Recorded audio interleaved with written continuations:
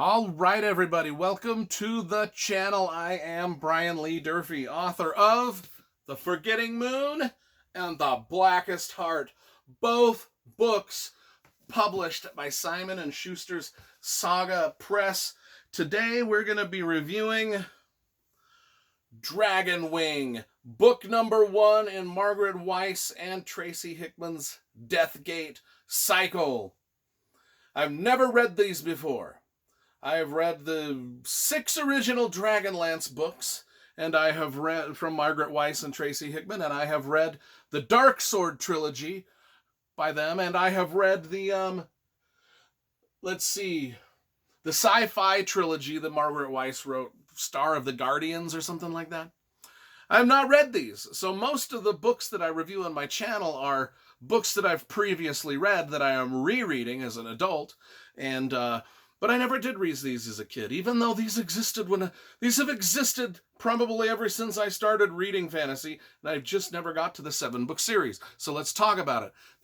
This one came out in 1990, and it is part of the 7-book Deathgate cycle series, which I have right here. Let's talk about the covers. This has got a great cover by Keith Parkinson. The great illustrator Keith Parkinson did all the original Terry Goodkind covers, did all the original Terry Brooks Shannara covers back in the 90s and stuff like that. And he did the Deathgate cycle, so let's take a look at number 2. So just from the get-go, we can see that the publisher has given us a consistent look on all the covers, with Keith Parkinson doing the paintings for book 1, 2, 3, 4, and 5, and then Stephen or Paul Ewell did the final 2 books, but their style is pretty similar to Parkinson's style, so everything fits. And then if we put all the books together, the spines you can see that the spines all match, so we've got a great looking set of books here where everything matches up. So we got to give the publisher an A+ for going to all that trouble. So now let's talk about the book itself, as I set these back on the channel. Let's talk about the book itself, Dragon Wing, book 1 of the Deathgate cycle. So mostly when I just launch into books, I don't read the back description or the inside flap description. I just launch into a book and start reading. And I was reading and I was a little bit into this and I was like, I don't know what the fuck is going on. I don't understand it. This is like Malazan. This was like tricking me, like Malazan Book of the Fallen, where I would call this whole series Malazan Book of the Fallen light, 0 sugar. Malazan diet Malazan Book of the Fallen. Because Margaret Weis and Tracy Hickman do this job of just, like Steven Erikson and Malazan, just plopping you into this world without explaining what they're talking about. Like, there's a lot of made-up words and made-up things. They don't really describe what it is. You just kind of have to figure it out as you go. And I was like, I'm not figuring it out as I go because I'm too stupid for this. I am too stupid. I cannot do it. So there was maps. There was maps and they weren't helping. There was maps. There's tons of maps to help you figure out this world, this very bizarre 7-plane world that's on 7 different planes. And then there's all this stuff in the back that describes how all the planes work. Like, now, I'm not talking about aeroplanes. I'm talking about planes of existence. Like, there's the mid-realm, the high realm, the low realm, this realm, and that realm. And they've all got all these different, like, scientific reasons for being and existing, and all these mathematical formulas that and I was just like, from the get-go, I was like, I don't get it. I'm like trying to even study, and I'm like, these books are for kids, and I'm like, what I don't know. So I had to do something that I rarely do, and that is stop about 50 pages in and just read the back so I know what the so I will read the back to you. Ages ago, sorcerers of unmatched power sundered a world into 4 realms, sky, stone, fire, and water, then vanished. Over time, magicians learned to work spells only in their own realms and forgot all the others. Now only the few who have survived the labyrinth and crossed the death gate know of the presence of the four realms, and even they have yet to unravel the mysteries of their severed world. After having read that paragraph, I was still confused. In Arianus, or Arianus, I started pronouncing it Arianus. I don't know why I was pronouncing it Arianus, but that's probably not. It's A-R-I, Ari, A-N-U-S, Arianus. It's Arianus. It's Arianus.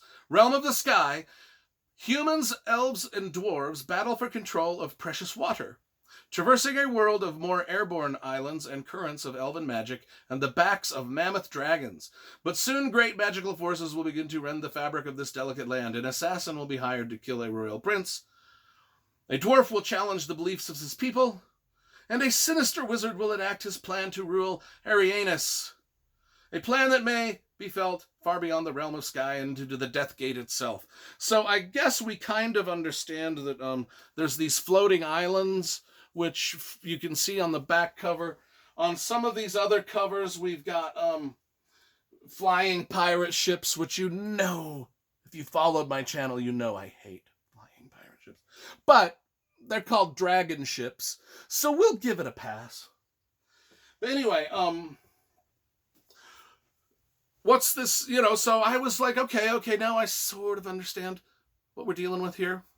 And I got into the story, and I started to love the characters. Now, this was a lot more, like, when I say this is like Malazan Light, I mean, it's a lot more whimsical than the grim, dark Malazan Book of the Fallen. In fact, this is probably rated PG-13. I mean, it was full of a lot more whimsy than I was expecting, considering the title is The Death Gate. If something's titled The Death Gate, you're not thinking whimsical, but there's some whimsical parts, and it has to do with the dwarves, who are called kegs. And the dwarves aren't called dwarves, they're called kegs. And their main guy is Limbic, and there's this Kixie Whimsy. I mean, that's literally the name of the machine. It's like a steampunk machine of some sort. And it's called the Kixie Whimsy. And then there's the elven dragon ships, which fly through the airs like magical flying pirate ships. And then, but my favorite storyline was Hugh the Hand, who was the assassin that needs to go, and he's been tasked with assassinating a young prince. And he's been tasked with that assassination by the prince's father, the king. The father says, I am the king. I need someone killed. And Hugh the Hand is like, well, I don't just kill anybody for anybody. There's got to be. And the king is like, well, I will blackmail you and plus pay you billions of dollars to do this. And blackmail you if you don't. And have you killed if you don't. I mean, lots of bad will happen to you if you don't go assassinate this person. So he was like, well, I don't want a lot of bad shit to happen to me. So, okay, I'll agree. Who am I killing? And the king is like, my son. Dun, dun, dun. And then anyway, so he goes off on this grand adventure to assassinate the son, whose name is Bane. And I liked Bane, and Bane's sort of manservant, whose name is Alfred. They go on this, because Hugh kidnaps the boy and takes Alfred with them, and they go on this grand adventure throughout all of these, the land of air, sky, and the death gates, and the cycle of waters, and the Kixie Whimsy, and the dwarves, and the lots of sinister elves. It's kind of a cool book. After I was like starting to get into it, after a very, very rocky start, I started to get into this. And, the world of Arianus is pretty cool. When you think about it, I don't think I'm pronouncing that right. A-R-I-A-N-U-S. Arianus. Arianus, yeah. It's right there. It's right there. I think that's the way it's done. But I really liked it. I really liked this book. Did I like it as much as Dragonlance? No, because Dragonlance is one of my favorite things on the planet. But I'm glad that I got them. I'm glad that I got the set. And I will be reading these all for my channel and leaving a review for all of them over the next few years. And so, let's give it a thumbs up. Let's give this a good 7.5. Pleasantly surprised. A 7.5 out of 10.